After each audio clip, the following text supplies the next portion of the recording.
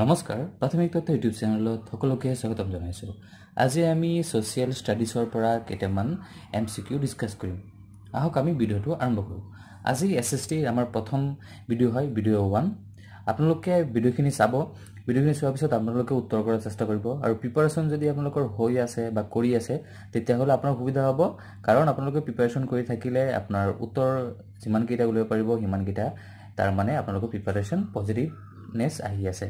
আৰু যদি আপোনালোকে উত্তৰটো কৰিব নোৱাৰে তেতিয়াহ'লে শিকা হ'ব, মন বেয়া নকৰিব আৰু পৰীক্ষা বেছি দিন নাই। আমি বলক ভিডিঅ'টো আৰম্ভ কৰোঁ। প্ৰথম কুৱেশ্যন, বৈদিক সভ্যতাৰ আৰম্ভণিৰ সময়।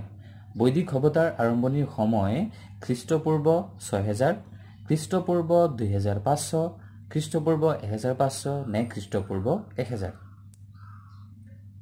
শুদ্ধ উত্তৰটো হ'ল বৈদিক সভ্যতাৰ আৰম্ভণিৰ সময় খ্ৰীষ্টপূৰ্ব 1500। 2 নম্বৰ কুৱেশ্যনত আমি আহি যাওঁ। মহাত্মা গান্ধী দ্বিতীয়বাৰ অসমলৈ আহিছিল। মহাত্মা গান্ধী কেতিয়া অসমলৈ আহিছিল দ্বিতীয়বাৰ? 1924 চনত, 1925 চনত, 1926 চনত নে 1927 চনত? কি হ'ব শুদ্ধ উত্তৰটো? শুদ্ধ উত্তৰটো হ'ব গ নম্বৰ 1926 চনত। আমাৰ 3 নম্বৰ কুৱেশ্যন, ৰাজ্যৰ প্ৰশাসন কাৰ নামত চলে? ৰাজ্যৰ প্ৰশাসন কাৰ নামত চলে? মুখ্যমন্ত্ৰী, প্ৰধানমন্ত্ৰী, ৰাজ্যপাল নে ৰাষ্ট্ৰপতি? ৰাজ্যৰ প্ৰশাসন চলে ৰাজ্যপালৰ নামত। 4 নম্বৰ কুৱেশ্যন, তলৰ কোনটো সমষ্টিবাদী অৰ্থবিজ্ঞানৰ বিষয়বস্তু নহয়? অপশ্যন কি আছে? জাতীয় আয়, সামগ্ৰিক উৎপাদন, সামগ্ৰিক বিনিয়োগ, বিতৰণ, তথ্য।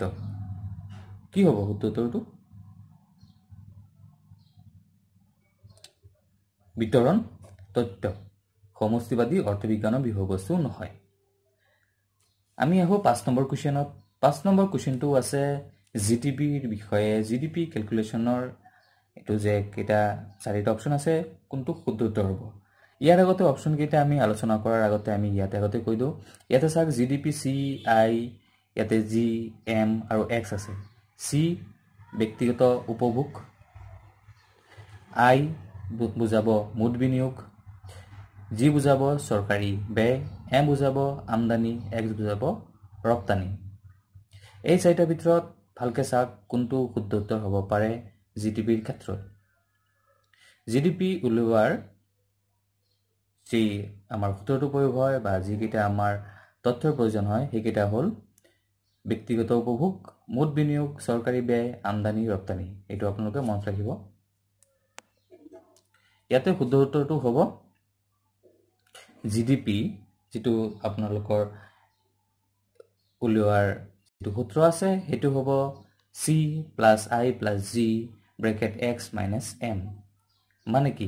ব্যক্তিগত উপভোগ, মুঠ বিনিয়োগ, চৰকাৰী ব্যয় যিমান হৈছে তাৰ পৰা ৰপ্তানি পৰা আমদানিটো মাইনাছ কৰিলে আমাৰ ওলাই যাব জিডিপি।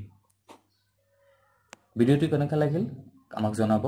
ভিডিঅ'টো ভাল লাগিলে লাইক এটা কৰিব আৰু আমাৰ চেনেলটোক ছাবস্ক্ৰাইব কৰি ৰাখিব। ধন্যবাদ।